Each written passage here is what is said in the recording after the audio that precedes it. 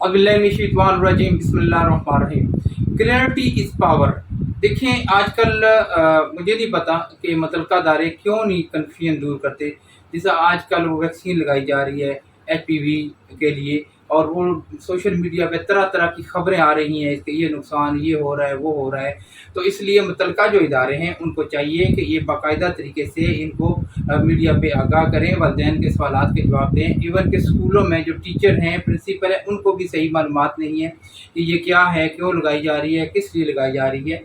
देखिए, जो भी वैक्सीन होती है अगर वो प्रूव शुदा हो, वो सही हो, तो वैक्सीन के फ़ायदे होते हैं और नुकसान नहीं होते, बहुत कम नुकसान होते हैं।